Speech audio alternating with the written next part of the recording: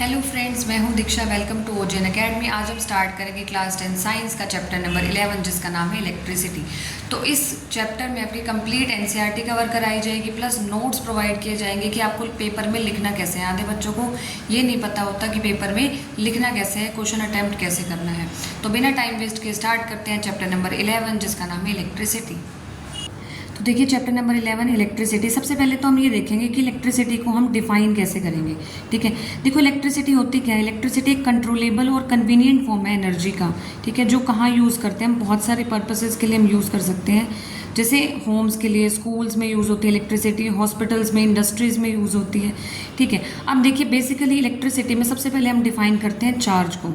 ठीक है, चार्ज क्या होता है। चार्ज एक मैटर की एक बेसिक प्रॉपर्टी होती है जिसकी वजह से कोई भी ऑब्जेक्ट है, ठीक है, वो फोर्स फील कर सकता है या फोर्स अप्लाई कर सकता है। ठीक है, when near other charge matter are there. ठीक है, अब देखो जो चार्ज होता है, चार्ज को हमने ये याद रखना है कि ये बेसिक प्रॉपर्टी है मैटर की, जिसकी वजह से किसी भी ऑब्जेक्ट पे फोर्स अप्लाई किया जा सकता है या कोई भी ऑब्जेक्ट दूसरे ऑब्जेक्ट से फोर्स फील कर सकता है। ठीक है, अब जो चार्जेस होते हैं वो दो टाइप के होते हैं, पॉजिटिव चार्जेस और नेगेटिव चार्जेस। पॉजिटिव चार्जेस का एग्जांपल हम ले सकते हैं प्रोटॉन्स है, और नेगेटिव का हो जाएगा इलेक्ट्रॉन्स। ठीक है, अब देखिए चार्जेस जो है पॉजिटिव भी हो सकते हैं, नेगेटिव भी हो सकते हैं।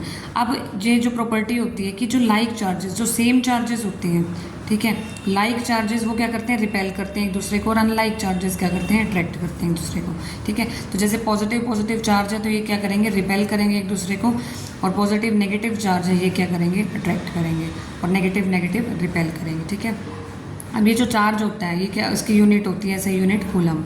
ठीक है, उसके बाद बात आती है फंडामेंटल चार्ज क्या होता है। देखो फंडामेंटल चार्ज होता है स्मॉलेस्ट इंडिपेंडेंट चार्ज। ठीक है, स्मॉलेस्ट इंडिपेंडेंट चार्ज को बोलते हैं फंडामेंटल चार्ज। अब स्मॉलेस्ट इंडिपेंडेंट चार्ज होता है, ये किसका चार्ज होता है, charge on single electron. Single electron पे जितना चार्ज होता है वो माना जाता है फंडामेंटल चार्ज, और कितना होता है 1.6 × 10⁻⁻19 कूलम। चार्ज की यूनिट हमने देखी कूलम है।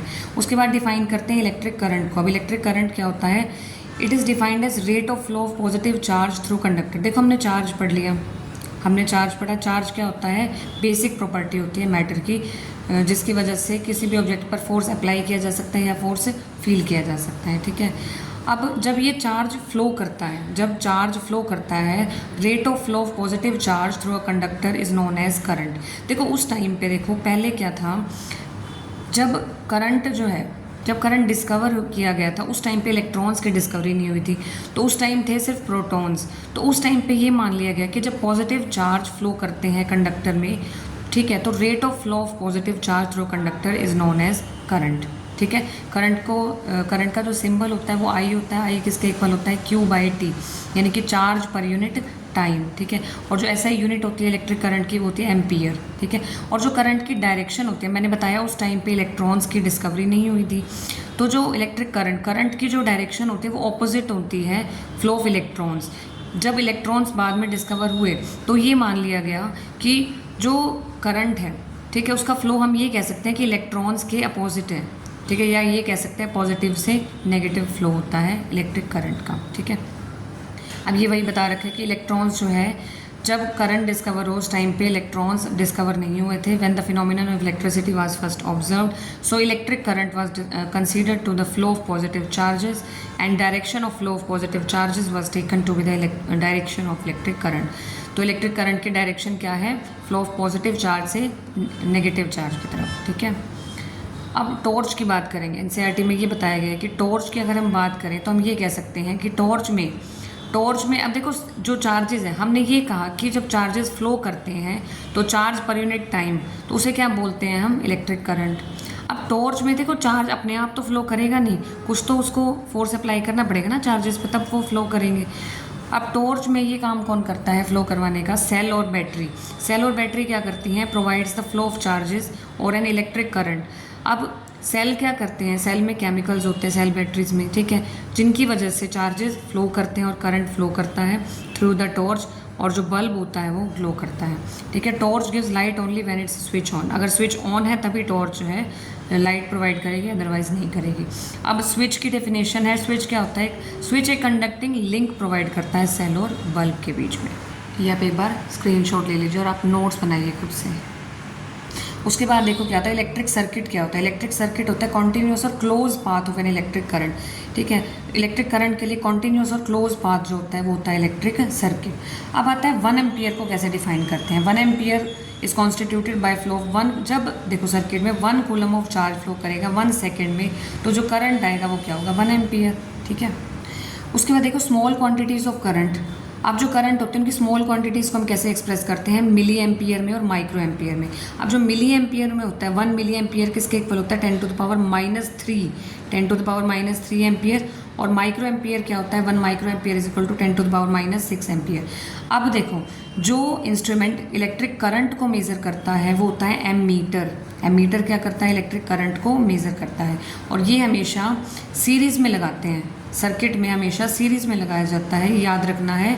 एमीटर को हमेशा सीरीज़ में लगाते हैं through in the circuit through which the current is to be measure. किसके साथ सीरीज़ में? जिसके अक्रॉस हमें करंट मेज़र करना है। ठीक है, उसके साथ सीरीज़ में लगाते हैं। सपोज हमें रेजिस्टेंस के अक्रॉस करंट मेज़र करना है कि इस रेजिस्टेंस के अक्रॉस कितना करंट आ रहा है, तो हम रेजिस्टेंस के सीरीज़ में जो है वो एमीटर को लगाएंगे और फिर करंट मेज़र करेंगे। एमीटर क्या करता है? ऐसा इंस्ट्रूमेंट है जो इलेक्ट्रिक करंट को मेज़र करता है। उसके बाद आता है पोटेंशियल डिफरेंस। अब देखिए पोटेंशियल डिफरेंस क्या होता है? Electric potential difference between 2 points in an electric circuit. इससे पहले मैं एक बार ऊपर वाला डायग्राम आपको दिखा देती हूँ। देखिए एनसीईआरटी का डायग्राम, ये क्या है? Schematic diagram of electric circuit. जो भी हमने सर्किट पढ़ा जिसमें क्या है? सेल है, बल्ब है, ठीक है, एमीटर है, उसके बाद प्लग की है। तो देखिए अब देखिए सीरीज़ में लगाया। अब जिसके अक्रॉस हमें करंट मेज़र करना होता है उसके साथ सीरीज़ में हम लगा देते हैं एमीटर। सेल और बैटरी क्या करते हैं? प्रोवाइड करते हैं एनर्जी प्रोवाइड करते हैं, ताकि ये क्या करते हैं? इनकी वजह से इनमें क्या होता है? केमिकल्स होते हैं जिसकी वजह से चार्ज फ्लो करते हैं। अब देखो चार्ज फ्लो की डायरेक्शन क्या होती है? पॉजिटिव से नेगेटिव की तरफ, इस तरीके से चार्ज फ्लो की जो है डायरेक्शन होती है। ठीक है, और जब स्विच ऑन होगा कि क्लोज्ड होगी उस टाइम पे बल्ब ऑन होगा, ग्लो करेगा, अदरवाइज ऑफ हो जाएगा। ठीक है, तो ये डायग्राम है और इस एमीटर से करंट मेज़र करते हैं। ठीक है, अब देखेंगे पोटेंशियल डिफरेंस क्या होता है। देखो potential difference between 2 points in an electric circuit carrying some current. अब देखो पोटेंशियल डिफरेंस होता क्या है? देखो किसी भी चार्ज को एक पॉइंट से दूसरे पॉइंट तक ले जाने के लिए कितना वर्क करना पड़ता है, ठीक है, तो वो वर्क पर यूनिट चार्ज होता है पोटेंशियल डिफरेंस। ठीक है, देखो जैसे ये 2 पॉइंट हैं, ठीक है, मान लो P पॉइंट से Q पॉइंट तक चार्ज, ये जो चार्ज Q है, ठीक है, अब इस चार्ज को P पॉइंट से Q पॉइंट तक ले जाने के लिए कितना वर्क करना पड़ा, वो वर्क पर यूनिट चार्ज वो होता है। अगर वर्क पर यूनिट चार्ज करते हैं that is known as potential difference. ठीक है, और जो ऐसा यूनिट होती है इस पोटेंशियल डिफरेंस की वो होती है वोल्ट। क्या होती है? वोल्ट। ठीक है, उसके बाद हम डिफाइन करते हैं। देखो हमने क्या देखा अभी? पोटेंशियल डिफरेंस क्या होता है? Work per unit charge. तो अगर हमें डिफाइन करना है 1 वोल्ट को, तो 1 वोल्ट क्या होगा? जब हम जो वर्क है, वर्क कितना होगा? Work is considered as energy. तो जब 1 जूल की एनर्जी होगी और 1 कूलम चार्ज होगा, then there is 1 volt potential difference, that is known as 1 volt potential difference. और 1 वोल्ट किसके इक्वल होगा? 1 जूल पर यूनिट पर कूलम। ठीक है, अब देखिए जो पोटेंशियल डिफरेंस है, जब हमने करंट मेज़र किया था तो हमने एमीटर से किया था, लेकिन जब पोटेंशियल डिफरेंस मेज़र करेंगे तो किस इंस्ट्रूमेंट से करेंगे? वोल्ट मीटर से। एमीटर हमने सीरीज़ में कनेक्ट किया था, और किसके साथ सीरीज़ में किया था? जिसके अक्रॉस हमें करंट निकालना हो। और वोल्ट मीटर हम कनेक्ट करते हैं पैरेलल में, ठीक है, across the points between which potential difference is to be measured. तो जिन 2 पॉइंट्स के अक्रॉस हमें पोटेंशियल डिफरेंस मेज़र करना है, उन 2 पॉइंट्स के अक्रॉस पैरेलल में कनेक्ट करते हैं हम वोल्ट मीटर। देखो जैसे ये डायग्राम है, ठीक है, हमने इस पैरेलल कॉम्बिनेशन के अक्रॉस जो है चेक करना है पोटेंशियल डिफरेंस। तो हम क्या करेंगे? इन दोनों पॉइंट्स, ये 2 पॉइंट्स जो हैं जिनके अक्रॉस हमें पोटेंशियल डिफरेंस मेज़र करना है, उसके अक्रॉस पैरेलल में इस तरीके से लगता है, पैरेलल में ये वोल्ट मीटर लगा देंगे और फिर नोट करेंगे वोल्ट मीटर की रीडिंग इस तरीके से। अब देखिए जो पोटेंशियल डिफरेंस होता है may be produced by cell or battery consisting of 1 or more electric sales. अब देखिए पोटेंशियल डिफरेंस प्रोड्यूस कौन करता है? सेल या फिर बैटरी। इनमें क्या होते हैं? केमिकल्स होते हैं। ठीक है, और ये क्या करते हैं, इन केमिकल्स को यूज़ करके पोटेंशियल डिफरेंस फॉर्म करते हैं, और इस पोटेंशियल डिफरेंस की वजह से क्या होता है, चार्जेस फ्लो करते हैं और करंट फ्लो करता है। अब जो सेल में केमिकल्स होते हैं वो जनरेट करते हैं पोटेंशियल डिफरेंस को across the terminals of the cell even when no current is drawn from it, ठीक है। और when the cell is connecting to conducting circuit element, अब देखो जब सेल को हम कनेक्ट करते हैं किसमें, सर्किट में, तो जो पोटेंशियल डिफरेंस होता है, हम देखो बेसिकली क्या बताया गया है, सबसे पहले सेल और बैटरी हम यूज़ करते हैं। सेल और बैटरी क्या करते हैं, चार्जेस को मोशन में लाने का काम करते हैं। अब चार्जेस मोशन में आ गए तो करंट फ्लो करेगा। अब देखिए ये चार्जेस को मोशन में लाते कैसे हैं, जब सेल और बैटरी के पास कुछ केमिकल्स होते हैं, वो क्या करते हैं, केमिकल्स को यूज़ करते हैं, और ये केमिकल्स क्या करते हैं, चार्जेस को मोशन में लाने का काम करते हैं। और जब चार्जेस मोशन में आते हैं तो क्या प्रोड्यूस करते हैं, पोटेंशियल डिफरेंस। पोटेंशियल डिफरेंस क्या करते हैं, जिसकी वजह से चार्जेस फिर मूव कर रहे हैं, जिसकी वजह से करंट प्रोड्यूस। तो बेसिकली आपको ये याद रखना है कि सबसे पहले हम किसी भी सर्किट में सेल और बैटरी यूज़ करते हैं जिनमें केमिकल्स होते हैं। ये केमिकल्स क्या करते हैं, पोटेंशियल डिफरेंस प्रोड्यूस करने का काम करते हैं। अब पोटेंशियल डिफरेंस प्रोड्यूस हुआ तो ये जो पोटेंशियल डिफरेंस है इसकी वजह से चार्जेस जो है वो फ्लो करते हैं। अब चार्जेस फ्लो करेंगे तो करंट फ्लो करेगा। देखिए जैसे एग्जाम्पल दिखा रखा है, ये क्या है, कोई कंडक्टर है, ठीक है। कंडक्टर को इस सेल से कनेक्ट किया, ये सेल का पॉजिटिव टर्मिनल है, ये नेगेटिव टर्मिनल है, ठीक है। अब ये सेल क्या करेगा, इसमें केमिकल्स होते हैं, ठीक है। ये केमिकल्स क्या करते हैं, पोटेंशियल डिफरेंस प्रोड्यूस करते हैं। अब यहाँ से पोटेंशियल डिफरेंस प्रोड्यूस हो जाएगा इन दो पॉइंट्स के बीच, यहाँ से पोटेंशियल डिफरेंस प्रोड्यूस हो जाएगा इन दो पॉइंट्स के बीच। अब इनकी वजह से जो चार्जेस हैं, कंडक्टर के चार्जेस क्या आ जाएंगे, मोशन में आ जाएंगे। क्या आ जाएंगे, मोशन में। अब मान लो इलेक्ट्रॉन्स जो हैं, अब देखो इलेक्ट्रॉन्स क्या करेंगे, वो पॉजिटिव टर्मिनल की तरफ आना चाहेंगे, और जो पॉजिटिव चार्जेस है वो नेगेटिव टर्मिनल की तरफ जाना चाहेगा। लेकिन हम क्या करते हैं, जो पॉजिटिव टर्मिनल वाला, जो पॉजिटिव चार्जेस का जो डायरेक्शन होती है वो होती है फ्लो ऑफ करंट की डायरेक्शन। तो पॉजिटिव से नेगेटिव आ जाएगी डायरेक्शन ऑफ करंट आएगी, ठीक है। अब देखो हम क्या मान लेते हैं, जो पॉजिटिव, देखो जिस भी टर्मिनल से, जैसे ये कंडक्टर है, कंडक्टर का जो पार्ट पॉजिटिव टर्मिनल से कनेक्ट है वो आ जाता है हाई पोटेंशियल पे, और कंडक्टर का जो part negative potential, negative terminal से अटैच है वो होता है लो पोटेंशियल पे। आपको याद रखना है कंडक्टर का जो भी side positive terminal of cell से कनेक्ट है वो हाई पोटेंशियल पे होता है। कंडक्टर का जो side negative terminal of cell से कनेक्ट है वो होता है लो पोटेंशियल। तो पॉजिटिव टर्मिनल से जो कनेक्ट है हाई पोटेंशियल, नेगेटिव टर्मिनल से जो कनेक्ट है लो पोटेंशियल। इलेक्ट्रॉन मूव करते हैं कहाँ से कहाँ, लो पोटेंशियल से हाई पोटेंशियल की तरफ। इलेक्ट्रॉन कहाँ फ्लो कर रहे हैं, लो पोटेंशियल से हाई पोटेंशियल की तरफ। और करंट कहाँ से कहाँ फ्लो कर रहा है, हाई पोटेंशियल से लो पोटेंशियल की तरफ। ये आपको याद रखना है। उसके बाद देखिए नेक्स्ट टॉपिक आता है रेजिस्टेंस का। देखिए सबसे पहले आपको पता होना चाहिए कि रेजिस्टेंस क्या होता है। रेजिस्टेंस कंडक्टर की एक ऐसी प्रॉपर्टी है जिसकी वजह से जो कंडक्टर है वो इलेक्ट्रिक करंट के फ्लो को अपोज करता है, ठीक है। तो property of conductor to oppose the flow of electric current, जो करंट को अपोज करे वो होता है रेजिस्टेंस। जो करंट को अपोज करने का काम करे, रोकने का काम करे, वो होता है रेजिस्टेंस। अब देखिए फैक्टर्स कौन कौन से होते हैं जो रेजिस्टेंस को अफेक्ट करते हैं। एक होता है लेंथ देखो कैसे होता है, जितनी ज़्यादा किसी भी कंडक्टर की लेंथ होगी उतना ही ज़्यादा रेजिस्टेंस होगा। तो रेजिस्टेंस डायरेक्टली प्रोपोर्शनल होता है लेंथ के। जितना ज़्यादा एरिया होगा उतना रेजिस्टेंस कम हो जाएगा, ठीक है। तो resistance is inversely proportional to cross sectional area. और मटेरियल, डिफरेंट मटेरियल और अलग अलग मटेरियल का अलग अलग रेजिस्टेंस होता है, वो डिपेंड करता है उसके नेचर पे। और जितना ज़्यादा टेम्परेचर होगा उतना ज़्यादा रेजिस्टेंस होगा मेटल्स के लिए, ठीक है। तो R increases with temperature for metals but R decreases with temperature for semiconductors, ठीक है।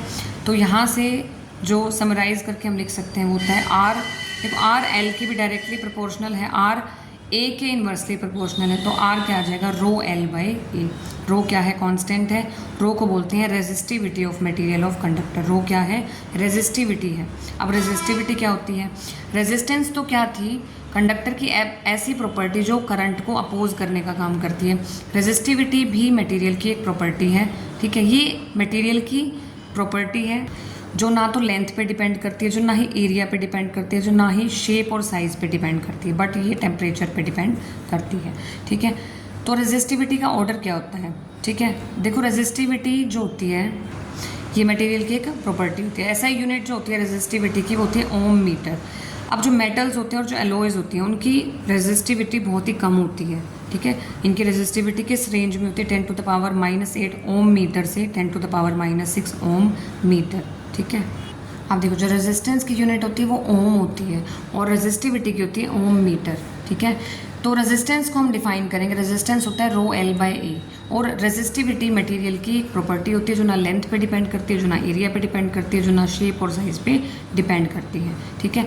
और मेटल्स की जो रेजिस्टिविटी होती है बहुत लो होती है, 10⁻⁸ ओम मीटर से 10⁻⁻6 ओम मीटर। तो मेटल्स को हम कह सकते हैं गुड कंडक्टर्स ऑफ इलेक्ट्रिसिटी। और जो इंसुलेटर्स होते हैं जैसे कि रबड़ हो गया, ग्लास हो गया, इनकी रेजिस्टिविटी 10⁻12 से 10⁻17 ओम मीटर होती है। अब जो रेजिस्टेंस होता है और रेजिस्टिविटी दोनों ही टेम्परेचर के साथ वेरी करते हैं, ठीक है। नेक्स्ट देखिए, जो एलॉयज़ होते हैं do not oxidized burn readily at high temperature. Alloys क्या होते हैं, हाई टेम्परेचर पे भी बर्न नहीं करते। इस वजह से एलॉयज़ को कहाँ यूज़ किया जाता है, इलेक्ट्रिकल हीटिंग डिवाइसेस पे, जैसे कि इलेक्ट्रिक आयरन, टोस्टर्स एक्सेट्रा, ठीक है। वहाँ क्या यूज़ करते हैं, एलॉय, क्योंकि एलॉयज़ जो है वो इजीली ऑक्सीडाइज नहीं होते। अब जो टंगस्टन होता है, tungsten is used almost exclusively for filaments of electric bulbs. Tungsten को हम यूज़ करते हैं इलेक्ट्रिक बल्ब्स के लिए एज अ फिलामेंट, ठीक है। वेयर एज कॉपर एंड, और जो कॉपर और एल्यूमिनियम है उनको यूज़ किया जाता है इलेक्ट्रिकल ट्रांसमिशन लाइन्स में, ठीक है। टंगस्टन आगे आएगा ये टॉपिक। टंगस्टन को हम यूज़ करते हैं for filament of electric bulb, क्योंकि हाई टेम्परेचर पे भी सर्वाइव कर सकता है, ठीक है। उसके बाद देखिए नेक्स्ट आता है ओम्स लॉ। नेक्स्ट आता है ओम्स लॉ। देखो ओम्स लॉ क्या होता है कि जो पोटेंशियल डिफरेंस है across the ends of a given metallic wire, किसी भी मेटेलिक वायर के एंड्स के अक्रॉस जो पोटेंशियल डिफरेंस है वो डायरेक्टली प्रोपोर्शनल होता है करंट फ्लोइंग थ्रू इट। इसका मतलब ये है कि किसी भी सर्किट में जितना ज़्यादा करंट फ्लो करेगा उतना ज़्यादा पोटेंशियल डिफरेंस होगा उस वायर के एंड्स के अक्रॉस। लेकिन होना क्या चाहिए, बट ये मेन होती है लाइन, बच्चे भूल जाते हैं, provided its temperature remains the same. Temperature constant होना चाहिए, ठीक है। और फिर हम क्या कह सकते हैं, अगर टेम्परेचर कांस्टेंट है तो potential difference across the ends of a given metallic wire, जो पोटेंशियल डिफरेंस है वो डायरेक्टली प्रोपोर्शनल है करंट के। जितना ज़्यादा करंट उतना ज़्यादा potential difference across the ends. तो वी क्या आ गया, डायरेक्टली प्रोपोर्शनल टू करंट। अब देखिए जो प्रोपोर्शनैलिटी का सिंबल है, प्रोपोर्शनैलिटी का सिंबल हटाएंगे तो एक कांस्टेंट आ जाएगा आर। ये क्या है, कांस्टेंट है। जो रेजिस्टेंस हम पढ़ भी चुके हैं ना वो है, तो आर क्या आ जाएगा यहाँ से, वी बाई आई। ये क्या होता है, कांस्टेंट होता है for a given metallic wire. अब देखिए वी क्या है, डायरेक्टली प्रोपोर्शनल है आई के, तो इसका जो ग्राफ आएगा वो क्या आएगा, स्ट्रेट लाइन ग्राफ आएगा, ठीक है। आर को क्या बोलते हैं, रेजिस्टेंस। अब देखो रेजिस्टेंस क्या होती है, resistance is the property of conductor. ये कंडक्टर की ऐसी प्रॉपर्टी है जो क्या करती है, चार्जेस को फ्लो होने से रोकती है, करंट को रोकने का काम करते हैं रेजिस्टेंस प्रॉपर्टी ऑफ कंडक्टर। ऐसा यूनिट होती है रेजिस्टेंस की ओम, ठीक है। अब देखिए जो इलेक्ट्रॉन्स का जो मोशन होता है इलेक्ट्रिक सर्किट में, उसकी वजह से क्या आता है, करंट आता है। अब ये इलेक्ट्रॉन्स, अब रेजिस्टेंस आता कहाँ से, ये बता रखा है इसमें कि रेजिस्टेंस कहाँ से आता है।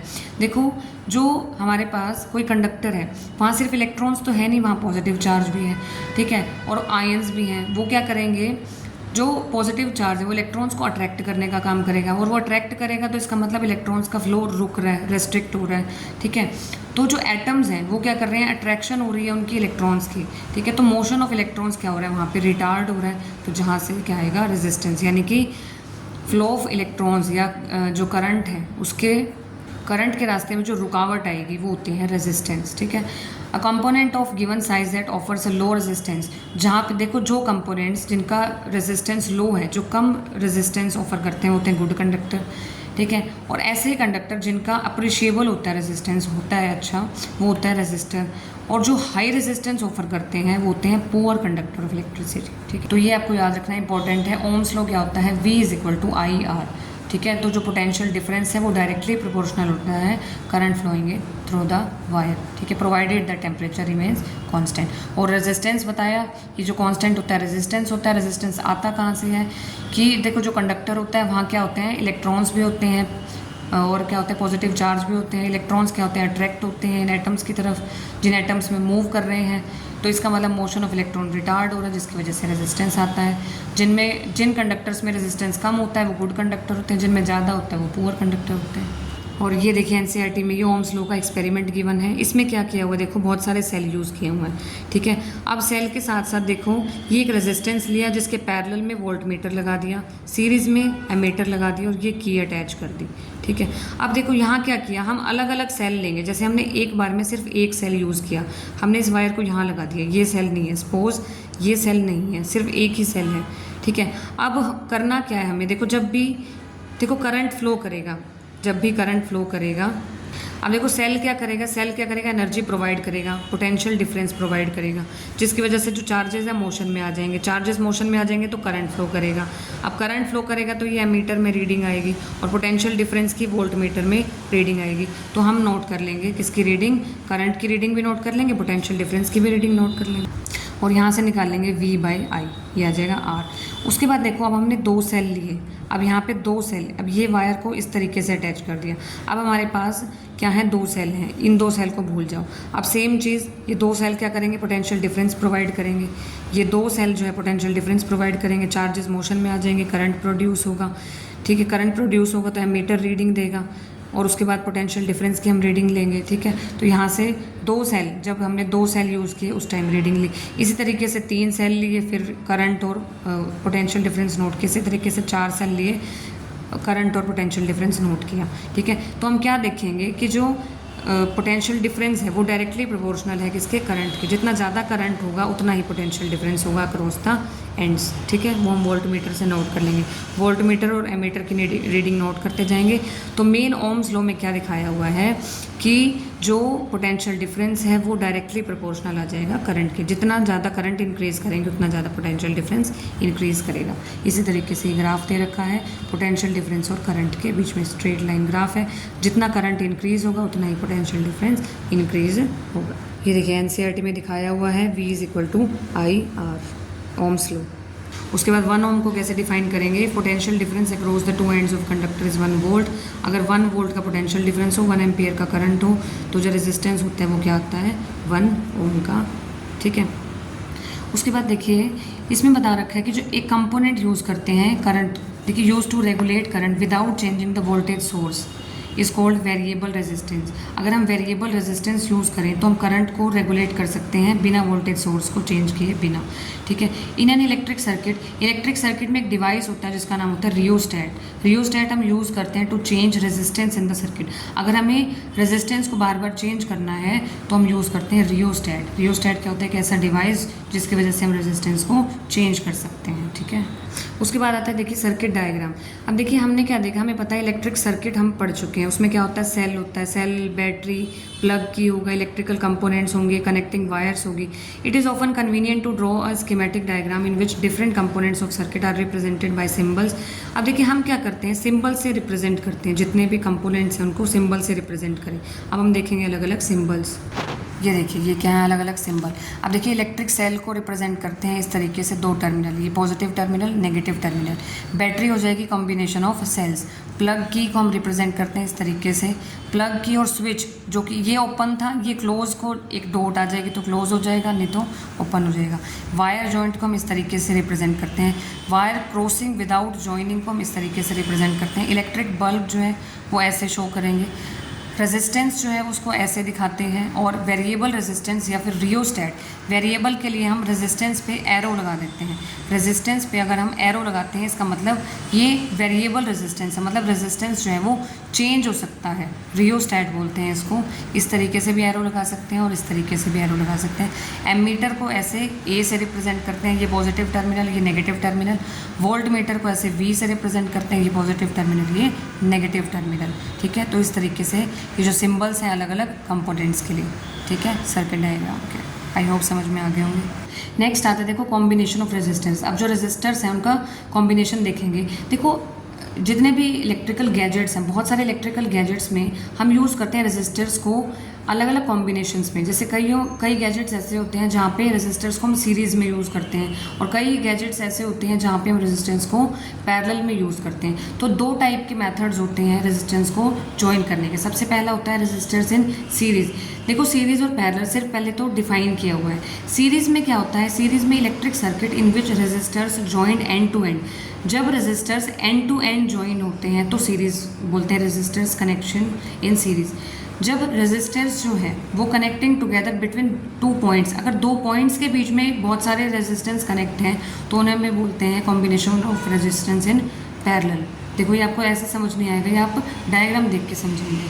देखिए NCERT का डायग्राम है, जैसे ये है रेजिस्टर्स इन सीरीज़। देखो जब एक रेजिस्टेंस, जैसे यहाँ पे 3 रेजिस्टेंस का एग्जाम्पल दिया हुआ है, 1 2 3, R1 R2 और R3। देखिए पास से देखिए R1 R2 R3, ये क्या है, एंड टू एंड कनेक्ट है। मतलब पहले रेजिस्टेंस का जो एंडिंग है दूसरे की वहाँ से जो है कंबाइन कर रखा है दूसरे को, तो एक को दूसरे से, फिर दूसरे को तीसरे से, एंड टू एंड कनेक्शन है, इसे बोलते हैं रेजिस्टर्स इन सीरीज।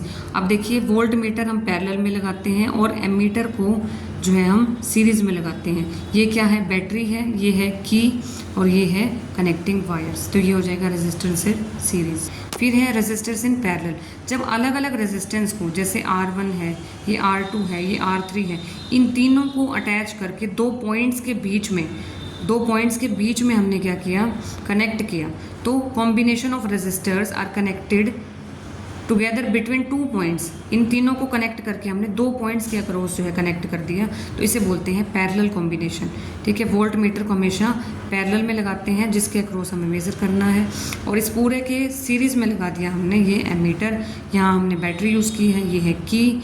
ठीक है, इस टाइम क्या है, क्लोज पोजीशन में, ये होता है क्लोज का सिंबल। ठीक है, तो ये हो गया रेजिस्टर्स इन सीरीज, ये हो गया रेजिस्टर्स इन पैरेलल। अब इलेबोरेट करके करेंगे रेजिस्टर्स इन सीरीज में। ठीक है, अब देखिए रेजिस्टर्स इन सीरीज को अब हम इलेबोरेट करके पढ़ेंगे। एक तो आपको ये याद रखना है, जब भी रेजिस्टर्स को हम सीरीज़ में कनेक्ट करते हैं, ठीक है, तो ये एक्सपेरिमेंट्स करके देखा गया और ये बताया गया कि जो सीरीज़ के अक्रॉस जो रेजिस्टेंस होते हैं उन सब के अक्रॉस करंट तो सेम होता है, लेकिन जो पोटेंशियल डिफरेंस V होता है ना, वो डिफरेंट होता है। ठीक है, तो in series combination of resistors current is same in every part of circuit. ठीक है, तो जितने भी रेजिस्टेंस हैं उन सब के अक्रॉस करंट तो सेम रहेगा, बट पोटेंशियल डिफरेंस अलग रहेगा। इसलिए देखिए ये डायग्राम ऐसे बनाया हुआ है। सबसे पहले हमने 3 रेजिस्टेंस लिए, R1, R2, R3, क्योंकि अब देखो सीरीज़ में जितने भी रेजिस्टेंस होते हैं उनके अक्रॉस जो पोटेंशियल डिफरेंस है वो अलग अलग है, तो उन्हें मेज़र करने के लिए हर एक पार्ट के अक्रॉस हमने अलग अलग वोल्ट मीटर लगा दिए। R1 रेजिस्टेंस के अक्रॉस हमने एक वोल्ट मीटर लगाया जिसका पोटेंशियल डिफरेंस है, ठीक है, ये V1, ये V2, ये V3, ये क्या है, potential difference across R1, R2 और R3। अब हमने क्या कहा, जो पोटेंशियल डिफरेंस होता है हर एक पार्ट के अलोंग जो है वो क्या होता है, डिफरेंट होता है। तो यहाँ पोटेंशियल डिफरेंस V1, यहाँ पोटेंशियल डिफरेंस V2, यहाँ पोटेंशियल डिफरेंस V3। ठीक है, और जो टोटल पोटेंशियल डिफरेंस होता है अक्रॉस द कॉम्बिनेशन, अब इस कॉम्बिनेशन के अक्रॉस अगर हमें पोटेंशियल डिफरेंस देखना हो तो वो सम of potential difference V1, V2, V3 के इक्वल होगा। तो नेट पोटेंशियल डिफरेंस किसके इक्वल होगा, V1, V2, V3। अब देखिए जब भी हम रेजिस्टेंस का कॉम्बिनेशन लेते हैं उसके बाद हम बनाते हैं एक इक्विवेलेंट सर्किट हम बनाते हैं। जैसे R1, R2, R3 का एक इक्विवेलेंट रेजिस्टेंस ले लिया हमने RS, इन तीनों का एक इक्विवेलेंट रेजिस्टेंस हमने ले लिया RS, जिसके अक्रॉस हमने ये वोल्टमीटर लगाया। ठीक है, पोटेंशियल डिफरेंस मेज़र करेंगे, सीरीज़ में लगाया हमने एमीटर, ये है बैटरी, ये है की। अब इक्विवेलेंट सर्किट पे देखो ओम्स लॉ अप्लाई किया। ओम्स लॉ क्या कहता है, V = I/RS। अब देखो जो इक्विवेलेंट, इन तीनों का इक्विवेलेंट रेजिस्टेंस को हमने नाम दिया RS, S फॉर सीरीज। ठीक है, तो यहाँ से V = I/RS हो जाएगा ओम्स लॉ से। RS क्या है, equivalent resistance of series combination.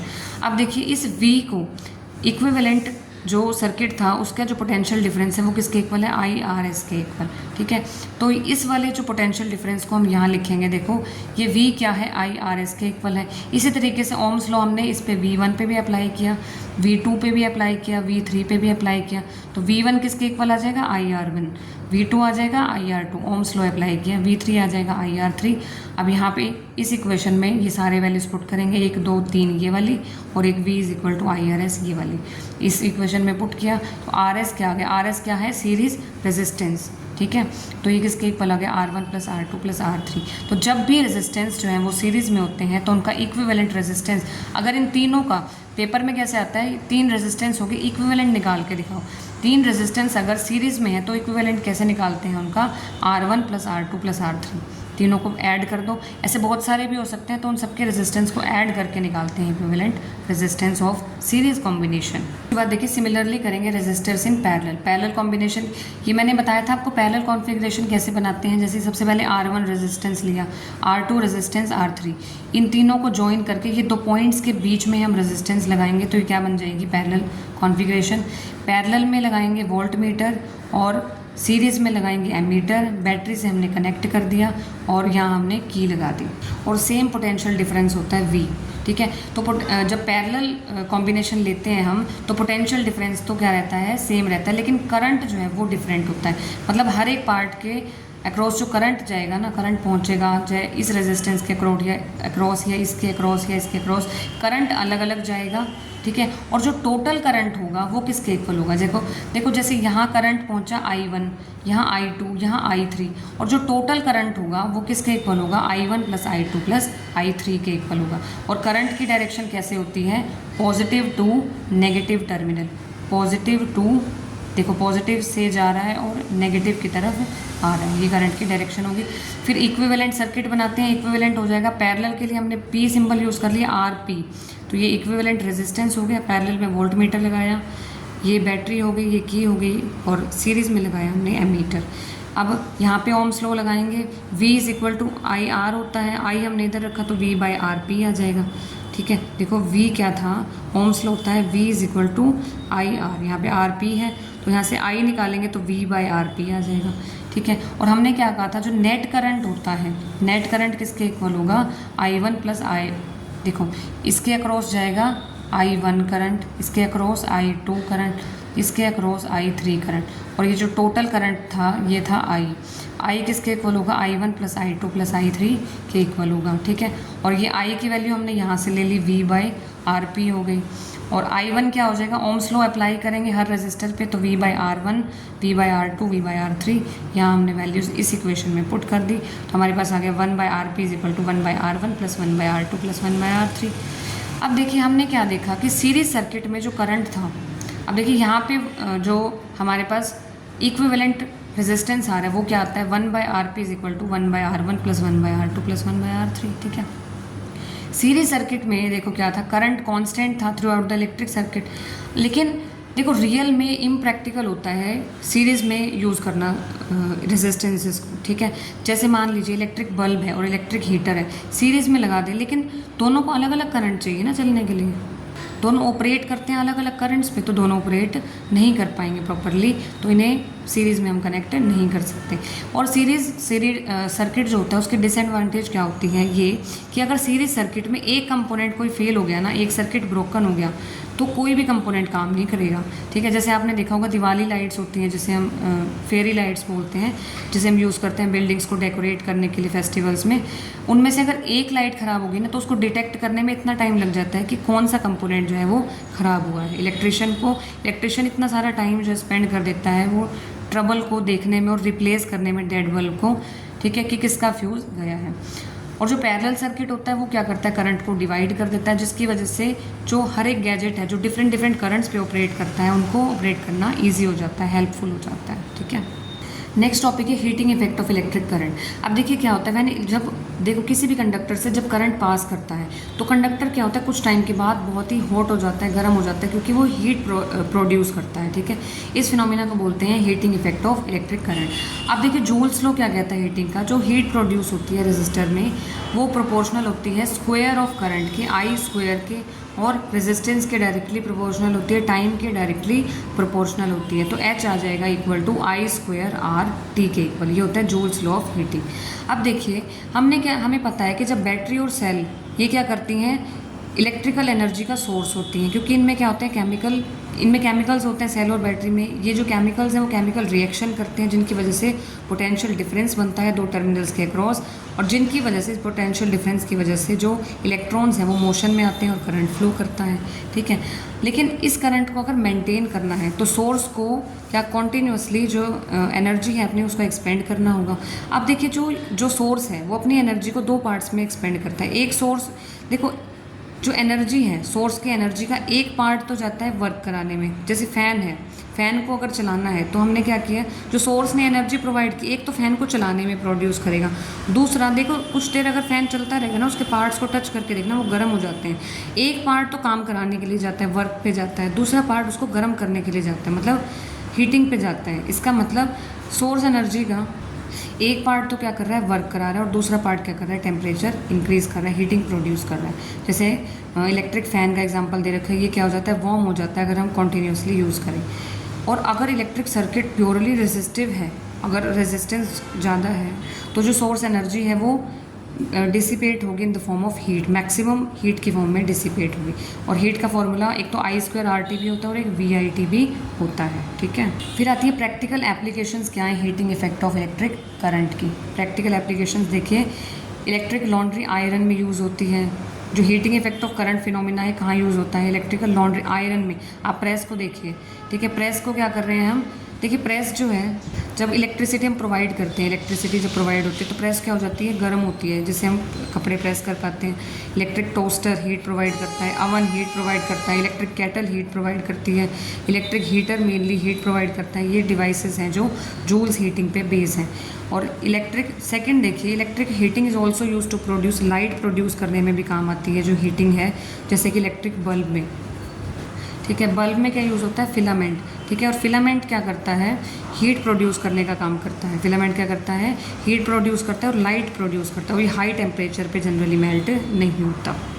अब देखिए, जो स्ट्रॉन्ग मेटल होता है जिसका मेल्टिंग पॉइंट हाई होता है, जैसे कि टंगस्टन, ये यूज़ करते हैं फिलामेंट्स बनाने के लिए। जो बल्ब का फिलामेंट होता है वो किसका बनना होता है, टंगस्टन का, क्योंकि इसका जो मेल्टिंग पॉइंट होता है वो हाई होता है।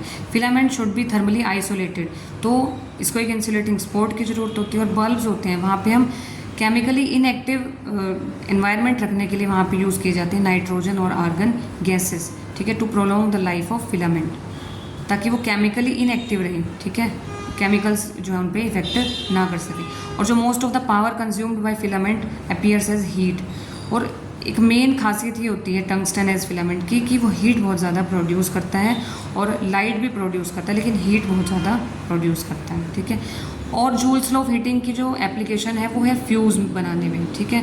फ्यूज़ में इसके एप्लीकेशन है। फ्यूज़ क्या करता है, सर्किट को और अप्लाइंसेस को प्रोटेक्ट करने का काम करता है by stopping the flow of any unduly highly electric current. अब देखो फ्यूज़ वर्क कैसे करता है। फ्यूज़ को जो है हम देखो जिस भी डिवाइस के अक्रॉस यूज़ करना है, जैसे मीटर के अक्रॉस फ्यूज़ लगा होता है, मीटर के अक्रॉस फ्यूज़ होता है, घरों में जो मीटर होता है ना उसके अक्रॉस जब फ्यूज़ लगा होगा तो फ्यूज़ को हम सीरीज़ में लगाएंगे जिस भी डिवाइस के अक्रॉस हमें लगाना है, ठीक है। इसमें क्या होता है, एक it consist of peace of wire made of metal.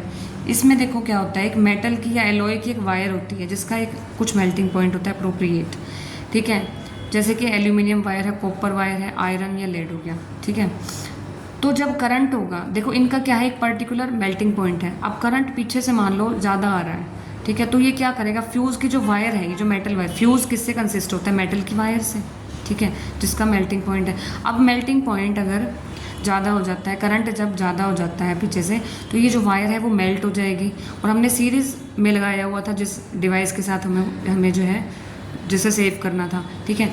तो जब ये वायर ही मेल्ट हो जाएगी तो वो करंट सारा का सारा वो उस डिवाइस तक पहुंच ही नहीं पाएगा। तो इस तरीके से ये जो टेम्परेचर है फ्यूज़ वायर का वो इंक्रीज़ करता है। This melts the fuse wire and breaks the circuit, circuit ही ब्रेक हो जाएगा तो जो डिवाइस है वो सेव हो जाएगा। देखो आप ऐसे देख सकते हैं, सपोज ये फ्यूज़ है, देखो फ्यूज़ को हम डिवाइस के साथ सीरीज़ कनेक्शन करते हैं। अब देखो फ्यूज़ में क्या होती है, एक वायर होती है जिसका एक मेल्टिंग पॉइंट होता है। अब देखो जब पीछे वोल्टेज सप्लाई से जब करंट है, करंट की इनिशियल वैल्यू बहुत ज़्यादा आएगी, जो फ्यूज़ की जो ये वायर है इसके मेल्टिंग पॉइंट से भी ज़्यादा है, ठीक है। जब यहाँ से करंट ज़्यादा आ रहा है तो ये वायर क्या कर जाएगी, ये मेल्ट कर जाएगी और सर्किट हो जाएगा ब्रेक। जब सर्किट ही यहाँ टूट गया, यहाँ का और यहाँ का कोई कनेक्शन ही नहीं है, तो डिवाइस के पास मैक्सिमम करंट पहुँच ही नहीं पाएगा, तो डिवाइस क्या रहेगा, सेफ रहेगा, ठीक है। नेक्स्ट आता है इलेक्ट्रिक पावर। अब इलेक्ट्रिक पावर क्या होता है, देखिए पावर होता है rate of doing of work, rate of doing of work, ठीक है। पावर क्या होता है, rate of doing of work, हम पहले पढ़ चुके हैं। पावर क्या होता है, वर्क पर यूनिट टाइम, ठीक है। This is also the rate of consumption of energy. अब देखिए ये जो पावर होती है, ठीक है, ये पावर किसके इक्वल होती है, power is written as V I. Power को कैसे लिखते हैं, वी आई भी लिख सकते हैं। वर्क पर यूनिट टाइम भी पावर होती है, ठीक है। और वी इंटू आई ये भी क्या होता है, पावर होती है। और ओम्स लॉ में हमें पता है आई किसके इक्वल, वी क्या होता है, आई आर के इक्वल होता है, ठीक है। ओम्स लॉ क्या होता है, V is equal to I R. तो यहाँ पे v को जो है आई आर लिखेंगे तो पावर आ जाएगी आई स्क्वायर आर के इक्वल। या फिर लिख सकते हैं i को v बाई आर भी लिख सकते हैं, तो i की जगह v बाई आर लिख लेंगे तो v स्क्वायर बाई आर आ जाएगा, ठीक है। तो पावर क्या होती है, rate at which electrical energy is dissipated और consumed in an electric circuit, इसे बोलते हैं पावर। पावर को लिखते हैं v इंटू आई या फिर आई स्क्वायर आर या फिर v स्क्वायर बाई आर। जो यूनिट होती है इलेक्ट्रिकल पावर की होती है वाट, वाट होती है, ठीक है। और पावर कंज्यूम्ड बाय, लेकिन अब देखिए, it is a power consumed bye device that carries 1 ampere of current when operated at potential difference of 1 volt. अगर 1 वोल्ट का पोटेंशियल डिफरेंस है, 1 एम्पियर का करंट है, तो 1 वोल्ट की पावर आ जाएगी। ठीक है, लेकिन ये जो वोट होती है बहुत ही स्मॉल यूनिट होती है। रियल में हम यूज़ करते हैं किलो वोट यूज़ करते हैं, जो कि 1000 वोट्स के इक्वल होती हैं। और रियल में यूज़ करते हैं, देखो किलो वॉट में जो है पावर यूज़ करते हैं किलो वॉट आवर। अब देखिए, हमने पढ़ा कि जो पावर होती है वो क्या होती है, वर्क पर यूनिट टाइम। ठीक है, और वर्क को हम लिख सकते हैं एनर्जी भी लिख सकते हैं। वर्क क्या होती है, एनर्जी की फॉर्म होती है। तो यहाँ से देखिए, एनर्जी को हम क्या लिख सकते हैं, पावर इनटू टाइम लिख सकते हैं। तो एनर्जी क्या आ गई, पावर इनटू टाइम। एनर्जी क्या आ गई, पावर इनटू टाइम। अब देखिए, पावर को हम यूजुअली लेते हैं किलोवाट में और टाइम को लेते हैं हम आवर में। ठीक है, तो एनर्जी की यूनिट हो जाएगी किलोवाट आवर। तो एनर्जी किसके इक्वल आ जाएगी, किलोवाट आवर हो जाएगी एनर्जी की यूनिट। और 1 किलोवाट किसके इक्वल होता है, 1000 वॉट के। और 1 आवर किसके इक्वल होता है, 3600 सेकंड के इक्वल होता है। तो ये कितना आ जाएगा, 3.6 इंटू 10⁻6 वॉट सेकंड, या फिर 3.6 इंटू 10⁻6 जूल लिख सकते हैं, वॉट सेकंड 1 जूल। ठीक है, तो ये देखिए, many people think that electrons are consumed in electric circuit, this is wrong. We pay electricity board on electric company to provide energy to move electrons. तो ये था, एक बॉक्स था एनसीईआरटी का। तो इसी के साथ आपका चैप्टर कंप्लीट होता है। कमेंट करके बताना ज़रूर आपको चैप्टर कैसा लगा। मिलते हैं नेक्स्ट वीडियो में नेक्स्ट चैप्टर के साथ, तब तक के लिए बाय बाय।